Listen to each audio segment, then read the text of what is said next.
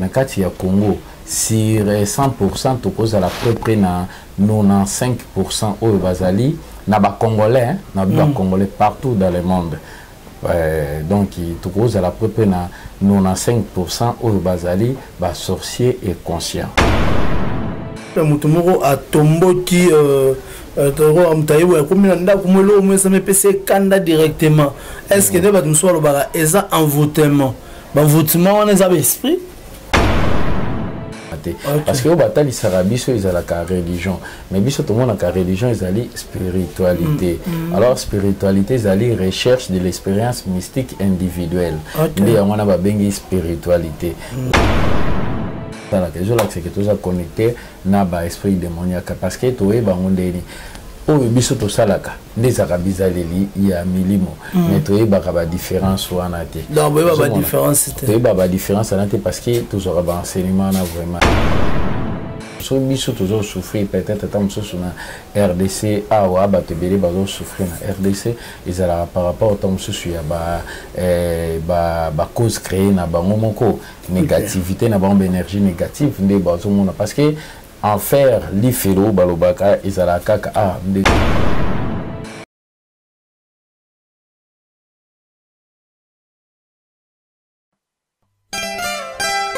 Our Lady Anna Paula dos Santos, la première dame de la Cameroun, Chantal Biya,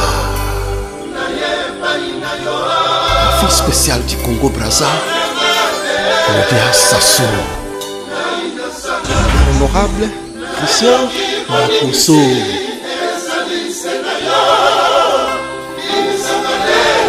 Ali Awasi, the First Lady of Congo, Denise Nyakero. Here we go. Bless us.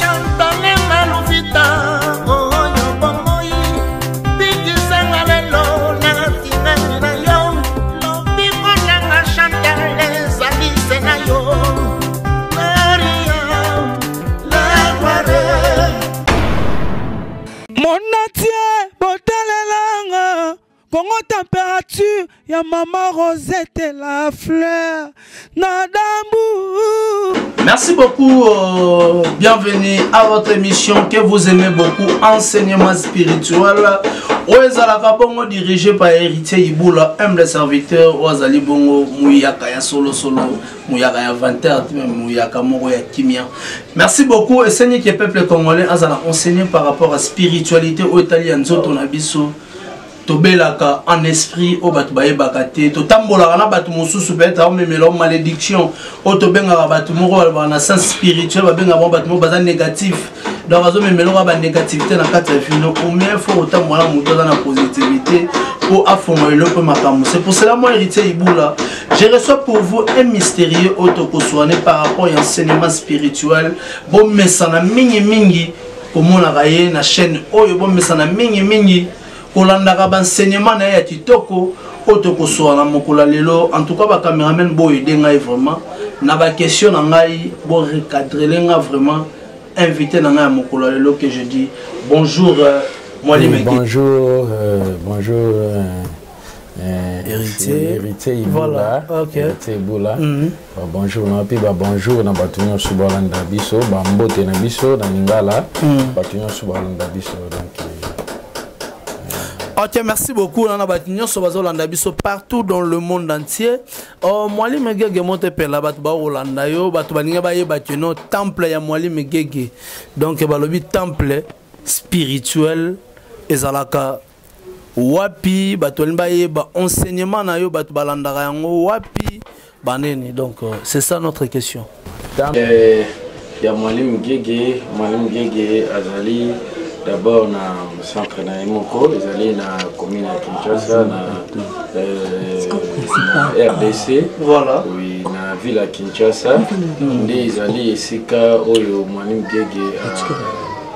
à ça comme activité na pour nous soutenir et soutenir être humain na kati ya univers parce que biso to ngai na pesa ka enseignement où ils allaient transformer énergie soit pouvoir ya moto parce que tous à la énergie où ils allaient négative na où ils allaient positive. Alors biso to mimaka batu mingi na kati ya éveil parce que aye ba ndenge no sala libre arbitre ne pour choisir malamu qui ko choisir mabe parce que batu belé ba doit choisir mabe na kati ya conscience ngana sali sans centre ngai d'abord ngamoko nde naza pourtant ezanda ku comment nde ba sala ka ba centre mais loko eza important ezali d'abord o ezali kobima na kati na ngai d'abord présence na ngai moko ce qui monto a contacter ngai alors à cause de l'information tout puis on va nini tokoki ko développer kati ya enseignement en fait qu'il y a biso tous on a besoin qui était biso nous surtout na kati ya univers tous à la positive. Donc le colanga na sali fort na la positive pour nous soutenir peut être mususu base à la positive donc c'est-à-dire base à la malamu na lingala. Le cola dengue nga na zali makanisi na bango za la mingi ya malamu oyo koki ko sala ke ebendela bango pe makambo ya malamu bi base à la na harmonie na ba esprit oyo bazali ya malamu parce que biso nyonso tozalaka lié. Ok, merci beaucoup Bissonio sur ton allié. Donc par rapport à l'objet non, Molimo pe et Belaka. Est-ce que c'est vrai Molimo et Belaka? Oui, Molimo et Belaka, mais Belaka biso mon habito pour la maladie on a 5 toyeba à partir de conscience na biso. Donc ba problème est comme la biso ezalaka maladie yango ana pour na biso to la maladie ya Molimo et utaka à partir ya intérieur na biso. Intérieur na biso to rolo balokola Molimo na biso parce que Molimo na biso nde banda déjà ko vivre avant même que et à vivre des choses na réincarnation oyo to zana yango teta ke ba humain déjà to banda déjà ko vivre c'est pour cela ba cause créer na biso na par rapport ya loi par rapport ya nzambe parce que tatolo bila nzambe anazali loi zomona par rapport ya nzambe par rapport ya loi nde toyako kotala o nini mutasemaki yango wana nde mutu akutana na yango mais ezali na moyen oyo ya ko tokoki ko guérir yango soit tokoki ko transformer yango à remède ou soit tokoki ko transformer yango positivement donc mabe o tokutana na vie et comme malamu tango to biso tozali na connaissance to yebi makambo ya molimo do c'est-à-dire to yebi nzambe to yebi ndeni ya kobongola ezali mabe to bongola yango malamu donc c'est ça. Merci beaucoup to bongola mabe eza mabe to bongola yango malamu wana lobi les spiritualistes Mwalimu Gege on a plateau par rapport à l'évolution de la vie de biso bato. Mwalimu Gege n'a posé une question parce que na bémission to uté ko sala bato belé ba se poser une question par rapport nengeni ni muto roti ko attirer to ko benda chance yemoko parce que au pese vraiment ba détail mais au côté vraiment en profondeur vraiment té mais bato balini ba yé ba o sosolisa bango maniola bango nengeni ni muto a roti ko benda vraiment chance. Bon, mon tabel de chance, malchance, ils ont la par rapport à la cause créée dans biso. Mais bataille sera battu que ceux qui ont la chance, le but était ils allaient nzambe ndé mutu sili kopé ça est chance, mais nzambe wana zalaka loi. Nzambe azali loi, nzambe azali principe. Ils ont pas principe mususu bato saka, même spirituellement, même physiquement. Parce que vie ils allaient mystique. D'abord, biso batu tozalaka esprit incarné dans la matière, nde tovara boye tozalaka esprit. Alors, na kati ya mokili ya esprit ezali na ba loi. Ozomona ezali na ba loi ya cause tokotanga moko lokwa cause avec effet, cause avec conséquence. Donc biso toyebaka loi na te me bango bazali kotalisa bato te tel que ba religion christianisme ba pasteur bango nde bamemi bato mingi na kati ya kobunga bamimba tunakati ya ignorance parce que bazotalisa bato ke nzambe asalaka par rapport ya nani ya sentiment na yesu ki moko alingi asepeli na oyo non alors ke nzambe afutaka nde mutu na oyo mutu azomérite ozomona komérite ezali spirituellement même physiquement Donc ce qui malchance et comme la rabatu vie, il y a ba cause créée, il y a batu ou batu bazaranango est conscient parce que batu on dirait comme si biso to bandu ko vivre caralelo. Or que même Jésus dans l'enseignement na abandé ko enseigner notion il y a réincarnation. Parce que avant de comment quitté biso tous arabes esprit est réincarné dans la matière. Alors tu banda ko vivre na boité to vivre déjà tous apena ba cause créée na biso. Alors photo yi ba kayango tant biso to kutana na makambo ezali ya mabe ezala ba cause na biso moko do biso mo to pona kindengana pona ko zanga ko yeba loi to soit ko zanga ko yeba nzambe parce que nzambe yana zala ka loi ya mono mona kete to kutana na makambo ya mabe o ba benga kango lokola malchance wana ezali degré par degré. Alors, nakati ya malchance wana soki mutu makambo ya mabe comme la kae alors pour nous transformer yango esenga kanini biso batu tozalaka na contact na milimo tozalaka na contact na ba être misusu et puis tozana réseau mental tozalaka nango tozali na ba onde cérébrale o biso tozwaka ba communication na ba esprit o même bazali bato to vivant na bango o ba même ba kufa to se communiquera na bango to se communiquera même na ba ange même ba djinn parce que makanisho comme la biso ezalaka nde o evutaka epai ya milimo alors soki mutu oyebi na opeka kaloate obanda ocrée ba cause moko ezali négative mingi ya mabe alors obanda omonaki te baesprit ya mabe nde babandaka habite mingi na corps na mpe bango bando soutenir yo kaka na mabe mais ntango bazosoutenir na mabe ekosalaka te moto abanda ozala ba énergie moko ezali négative alors oleki atransformer ou ils allaient qui négatif même à qui na positivité mais tandis qu'il y a une éveil taïbi n'est même pas loin d'eni na kobando créer ba cause ils allaient positif ou négatif aïbi n'a été avant de créer ka ba cause ils allaient négatif ko même ko baby ça ko ba benga ka chance et puis ou azali pe na malchance à banda kaka ko baby ça yango mais so akutani na batu o ba ebi mystique ya vie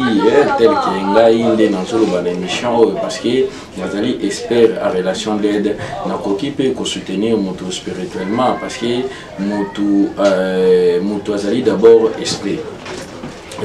azali d'abord esprit alors azali esprit incarné dans la matière donc matière on azali lokwa nzoto na biso ezali lokwa véhicule alors bato ebele bayebi ndenge nini na kotambusa corps physique na bango te d'abord corps physique nde tofaka bongo tozalaka na baloi mpe tozalaka na baprincipe na biso tosalaka bamakambo mosusu oyo tozoyeba te ezali tel ke lokola parole na biso ezali lokola nani pensée na biso ezali tel que ba action na biso to salaka to ebaka te to zo conscience te tango biso to salaka ba action na biso alors que loi mystique ya vie ezalaka c'est pour cela que mutu to zo ba rétribution mo ezali négatif zo détruire biso zo même de goko détruire pe ba to mususu même ata environnement na biso tandis que biso to zana kati ya conscience d'abord rôle nanga ezali na yangwana ezali pour nous soutenir ba to positivement pe ko transformer ba benga malchance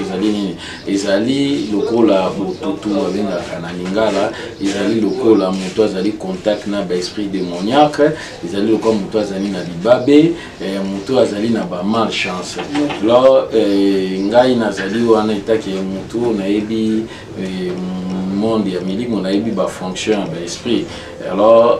na ebi comment ndenge nini moto akoki ko changer énergie na ye ou ezali négative ou peut-être aye moko nde apona yango et consciemment na ebi comment ndenge ya kokoche pona a transformer yango bongo yango na positivité puis comment ndenge nini akoki kokota na contact na l'esprit au bazali positive parce que makanisi na biso ba action na biso to sala ke utara na partie mentale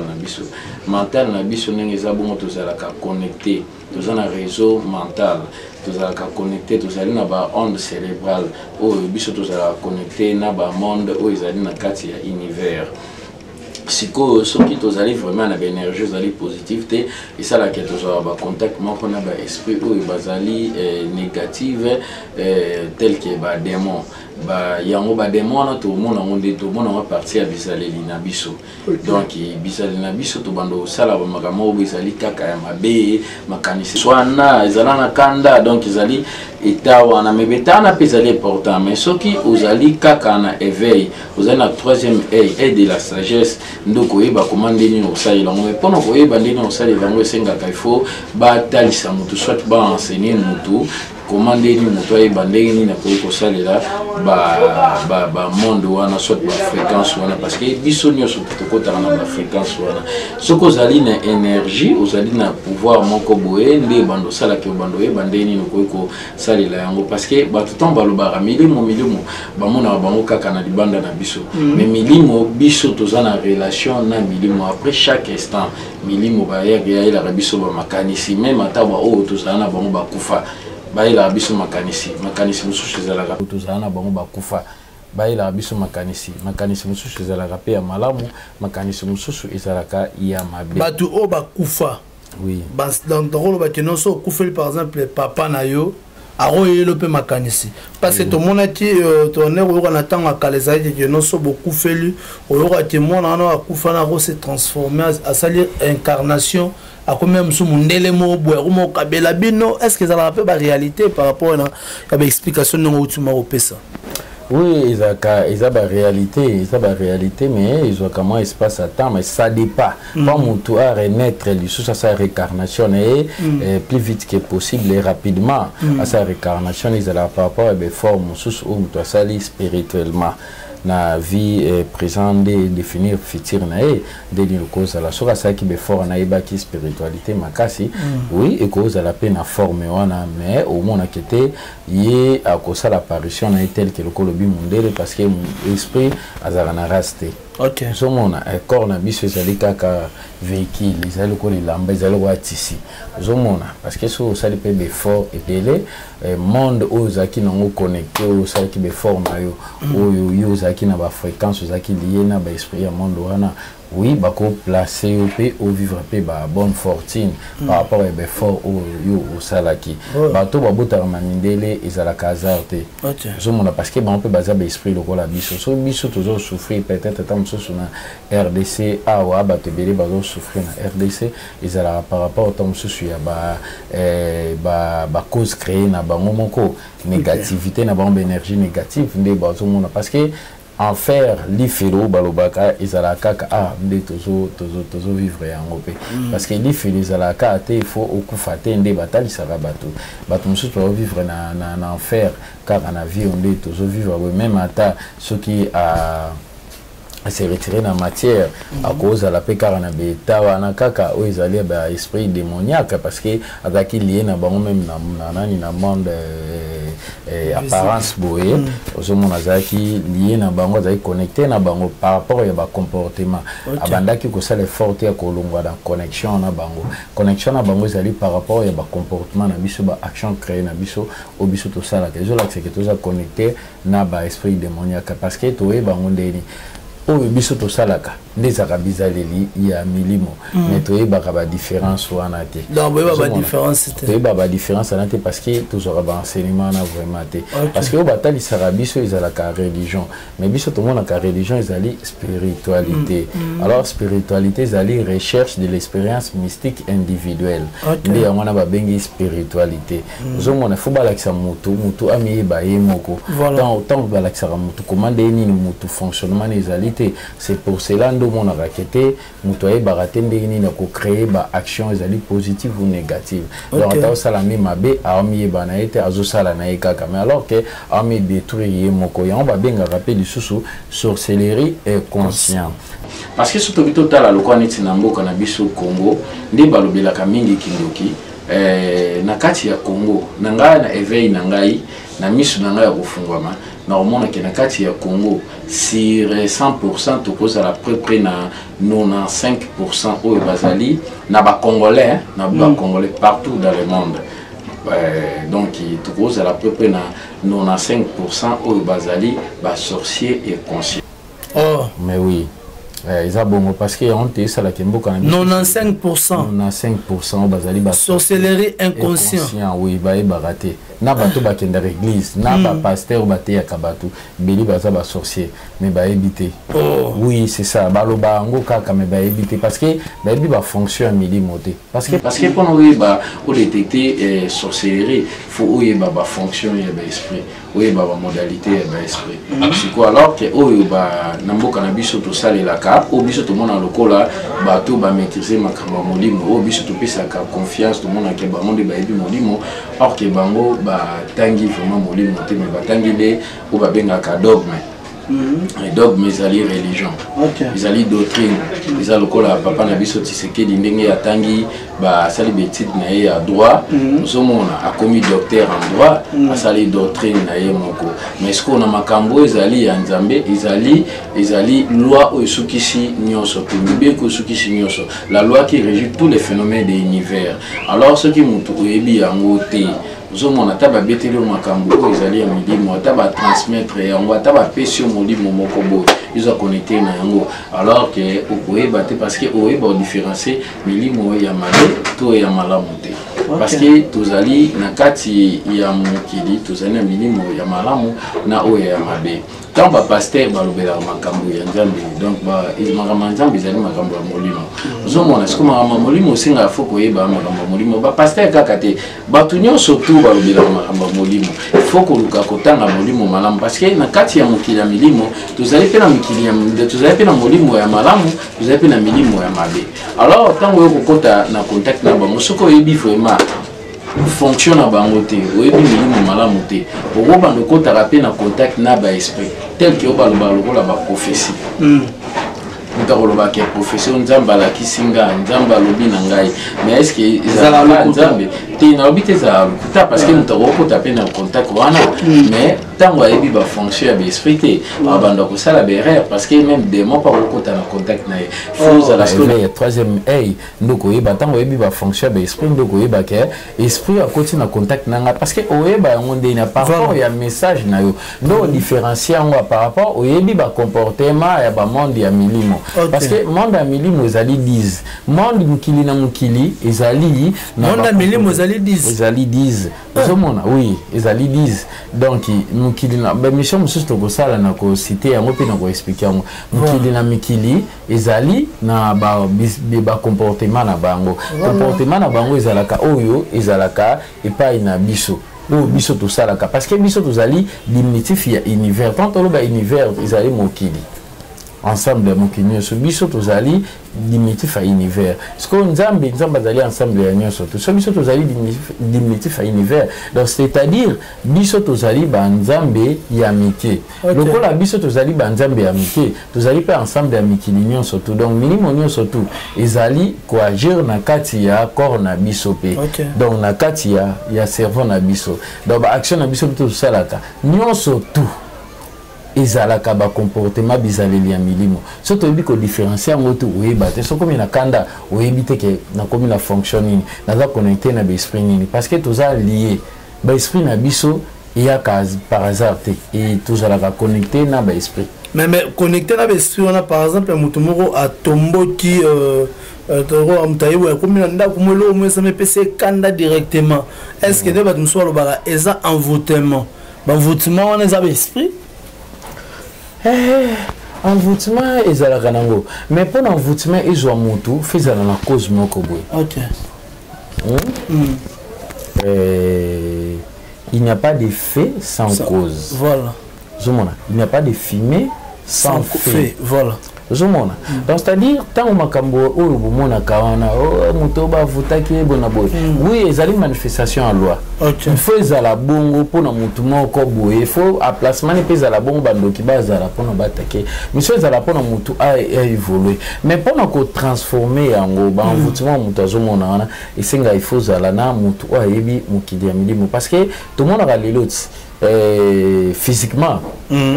tout le monde a parce que tu as deux corps mais tu as conscience il y a premier corps na biso alors ils ont des répercussions na corps physique na biso ils allaient corps spirituel mais na corps physique tout le monde a docteur na bango ou balandi la rapé santé na bango que soka beli ou malaria ou nini boya kindaka docteur a tout na gani retourna docteur siko nani ya tout na boni yo nini poursuivre nini mikolo ndeni yo ndoko expliquer tant vous ko expliquer akoyeba ki yo zabu parce qu'on a monde où ils allaient na deuxième corps ils allaient corps spirituel vous mona corps exotérique vous mona deuxième corps na biso wana ils allaient corps ya molimo corps spirituel ils allaient pe na bato balandela ka soin na yango parce que nyonso comme la biso physiquement et utaka partie ya molimo na biso vous mona ils allaient na bato ba yebi makambo ya molimo pe ba yebi balwa molimo yebi sagesse mystique ya molimo wa yebi komande ni na koki ko banda ko landela makambo wana tango ozali ko mona on souhaite ozali ko kutana nango ce qui aussi ko tunae alors ye ako ko pesa yo explication soit sagesse pour na ko transformer d'énergie négative parce que on yo surtout kutana kana yango ezalaka cause créer na biso mais tozana cause créer monsieur ezali négative na ezali positif donc c'est ça voilà ce toni to transformant parce que ça batu mususu ye na vie na ya kutana kaka na makambo ezali négatif donc ça lié mingi dans l'esprit ezali démoniaque alors ça la technique moko boye ko changer état de conscience na état modifié de la conscience ça la ngopé par rapport au changer d'état au banda ko kotana connexion na esprit donc changer ka il y a vie à moto bêta parce que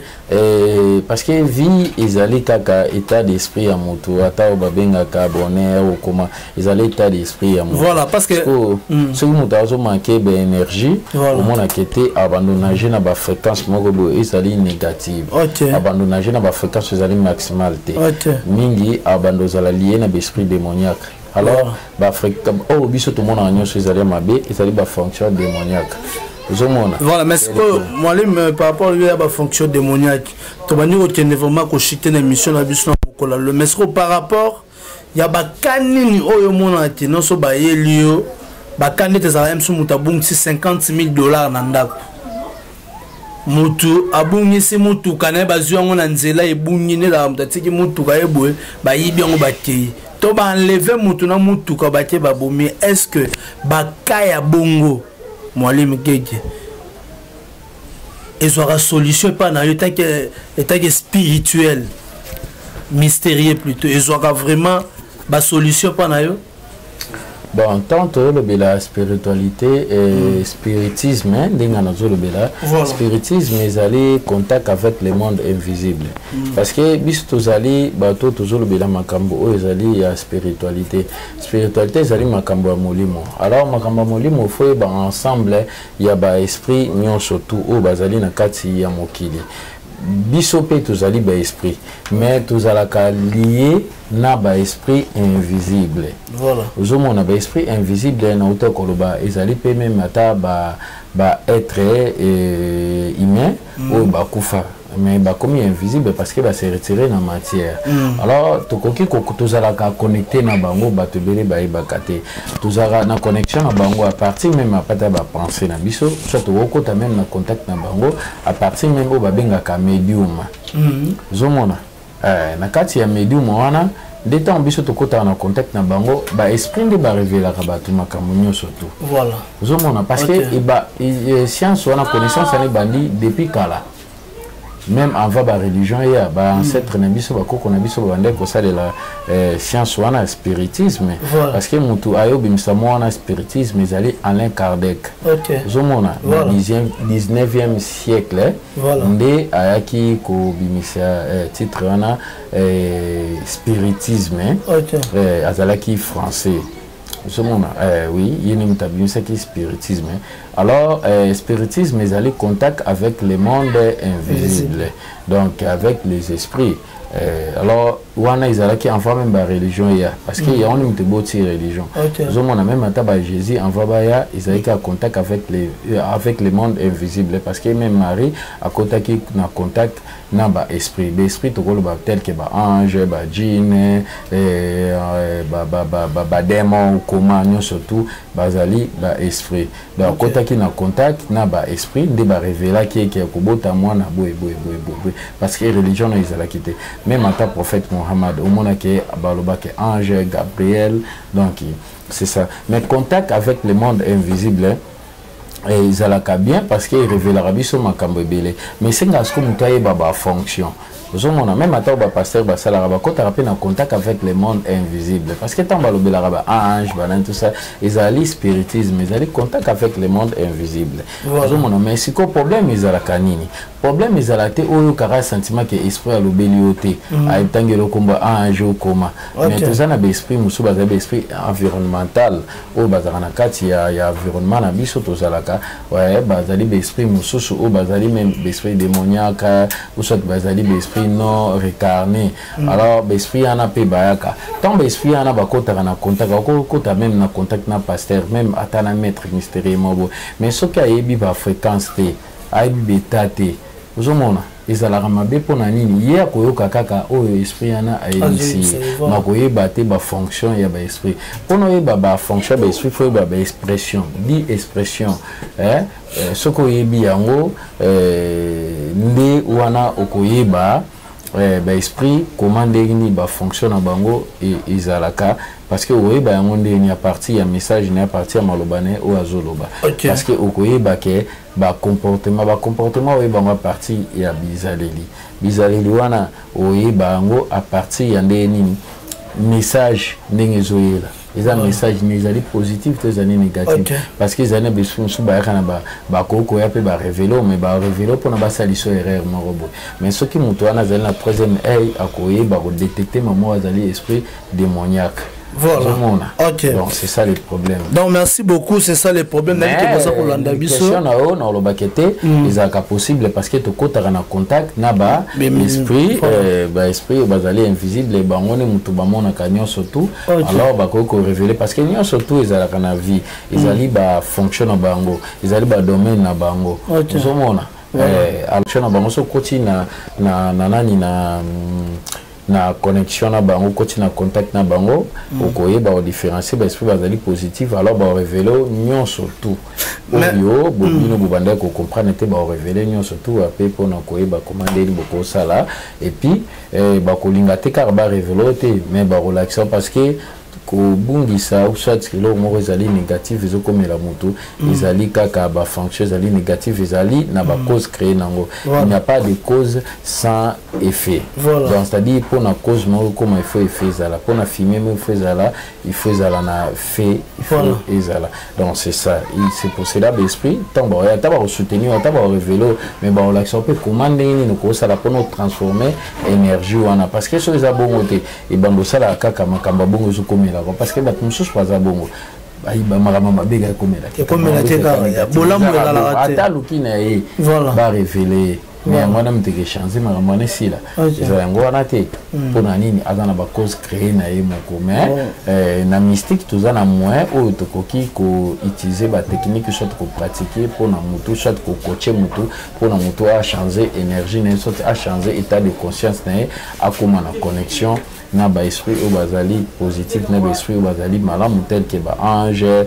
tel que bilimo bazali positif donc il peut commander ko sala état modifié de la conscience donc c'est ça. Voilà, merci beaucoup. Na bi que vous êtes tellement belé pour na kolanda enseignement spirituel na bi que par rapport vie évolution il y a temps parce que le temps c'est de l'argent surtout la chaîne balobi na région kuna bazar otala par rapport il y a temps au boyo kanaki donc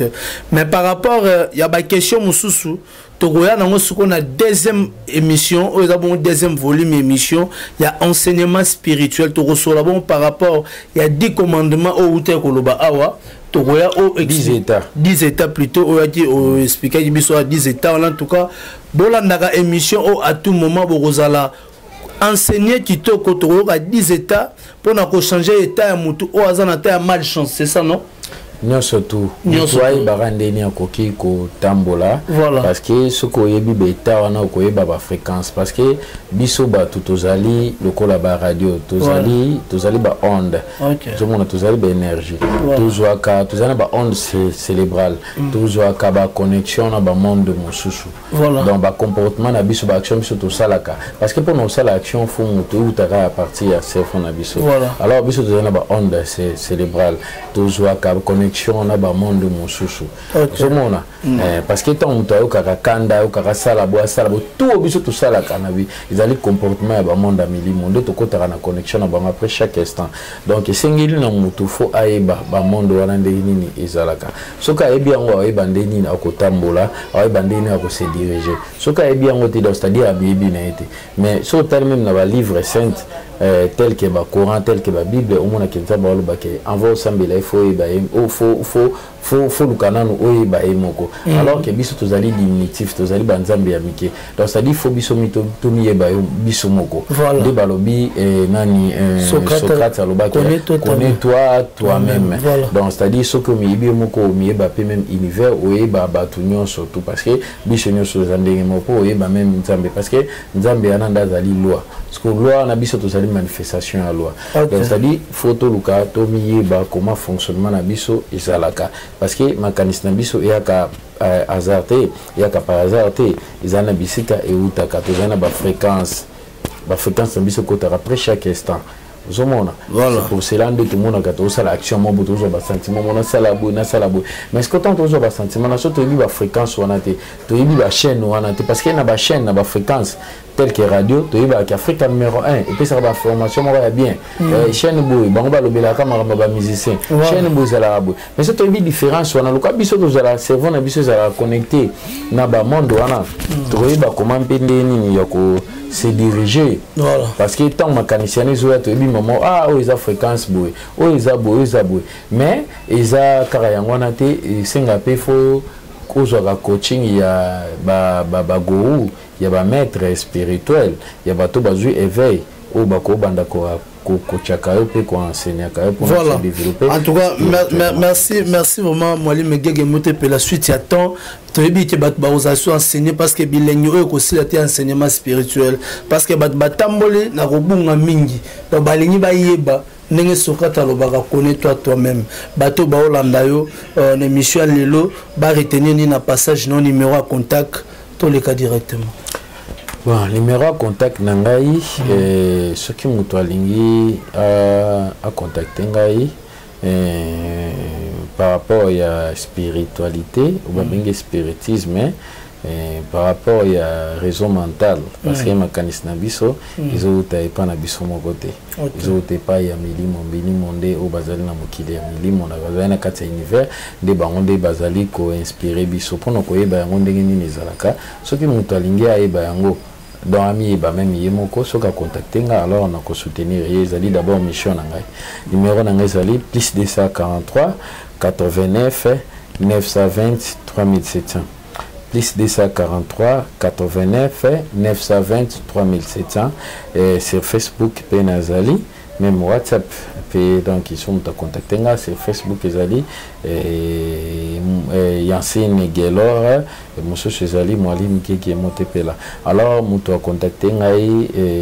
wazana besoin ba conseil ngai alors naza disponible même pour na ba coaching ngai sur mental. Voilà. Donc il n'a pas prêt parce que mental n'a biso des alliés esprit. Voilà. Esprit est dans les bandes na biso. Tu peux surtout contrôler l'esprit à ma bé à malamu. Tout le cas bango dans les bandes na biso te bazali na ba comportement na biso moko. Ba pasteur ba luka bango na les bandes c'est pour cela zo mona o pasteur a violaki, o pasteur a ibaki, o bonabo parce que bango ba éviter. Ba mo no ndie ba milimo na bazara na bande na biso OK bazara awa. Voilà, merci beaucoup. En tout cas, émission Moro Elengi qui te connaît Lengi. Ba remerciement non banani bato ba soutenaka coach mental Mwali Megege ba oba soutenaka moi ba salam sala moi bien pour te comme vraiment na sous émission ko ba c'est suite parce que ba enseignement c'est de l'argent ba pesa la ngombo même quand on passe comme ça à la télé muto azama touché par rapport à enseignement et kitoko oyo ba bombela rabiso yango c'est le moment. C'est le moment donc c'est un gratuit landa benga bapeso conseil basunga na ba problème mozana ngo bambote non na bana bon bambote na ngai no pesa pas Joline na Irlande Joline la fleur de lotus na pesi mbote akasi ya zali femme sage et puis na pesi lisusu maman na biso Laetitia Ndandele na France na pesi lisusu Marvilo Bamoto na Kinshasa na pesi famille Wechinjali Mbote na pesi Eli Wechimbote et puis DTC là petit na baso tenanga Aristote Maeta maître Makoma Koumou Sosala drapeau blanc en France Michel Kitenge Tomindingi et puis petit nangai na Canada tel que na koki kotanga ba kombo Gastuzo donc na pesi bido nyoso bambote voilà bato nyoso oyo ba soutenaka Elton Bondo donc Mwalimu Gege Elton Bondo nani comment voilà donc moyen ko cité ba komo nyoso ezate mais bato nyoso ba ebi Mwalimu Gege Motepela donc na ba certainement bambote voilà de biso to lobaka harmonie toujours voilà na centre na biso to loba bongo harmonie toujours donc c'est ça biso to za bato ya harmonie voilà c'est ça ba harmonie nyonso na ba moure nyonso ya temple ya Mwalimu Gege balobi enseignement spirituel on va toujours continuer avec le spiritas que moi je l'appelle Mwalimu Gege Moto Epela donc soko basimbisa moto okosimba moto na nenga mukete nenga tolo motelema okosimba pe moto epa ya Mwalimu Gege ya nenga mukete balobi puissance Motepela l'enseignement spirituel ça continue to koya vraiment na Mwalimu Gege na babiloko etikali na deuxième phase to kende bongo na 10 phases akopesa ba explication nyonso ya coach mental à expliquer ça coach biso mentalement et gozala kitoko. Je dis merci à maman Rosette la fleur d'amour, pourquoi pas le tout puissant champion Wadol, le tout puissant champion Wadol Naganga Kanatina. Merci beaucoup champion Wadol, pourquoi pas Assandra Wangata maman na petit Brown Junior et Broly 10 à match. Mon président Bruno Lobi Kolobi, atterrissage le 20 Calamité. René Koki, la Carl Lewis Air France 3L, le magique, Lotis Longi, le foie Kenda ya Rosien la Taylor. Merci beaucoup. Na Yannick Fomonteke, papa na Brian, na Briana. Pourquoi pas Patrick qui tout un garçon capable. Hervé Bossita Peni Boni Boni Basango ya Bekam Chiboui. Azo Kanate téléphone commis soit temps soit milou. Vous allez la champion Wadol. Merci beaucoup na Mouzé na Sima caméra équipe Mobimba vraiment de travailler na bango Hervé Bossita Peni en réalisation. Nenga héritier Ibula na lobaka to monani Soti Nzambe Azondi na noté play.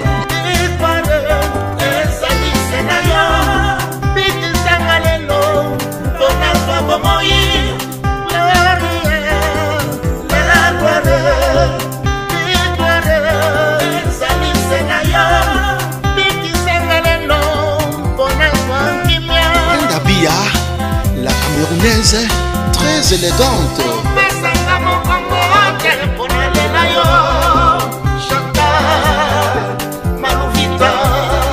Sponsor les lions au Quito Pandachala.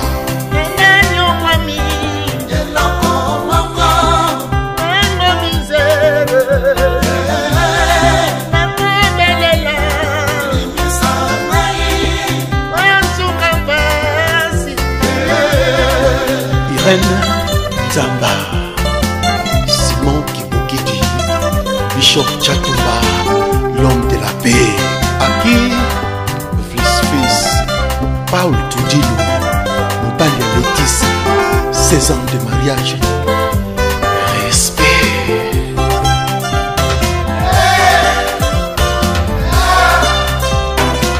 Mama Bobby Ladawa, Mouton Modi Kembe, Santante Mouton Belé Villa na Luanda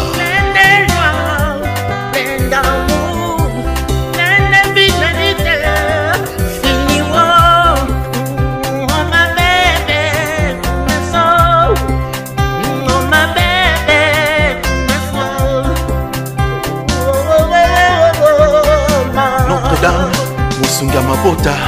Maman Olive Lembe. Ma vie est tout mon être, sans toi. Ma vie est tout mon être,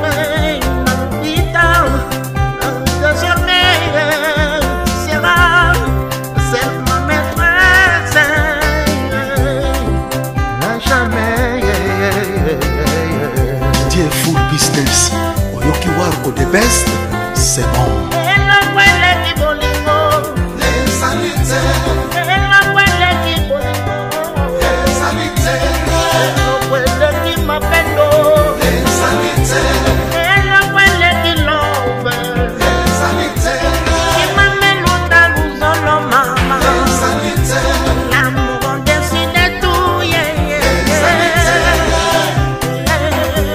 Mamisa,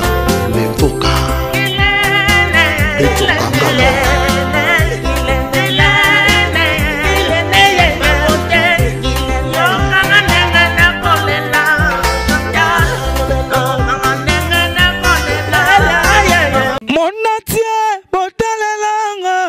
Congo température, ya maman Rosette la fleur, Nadambu.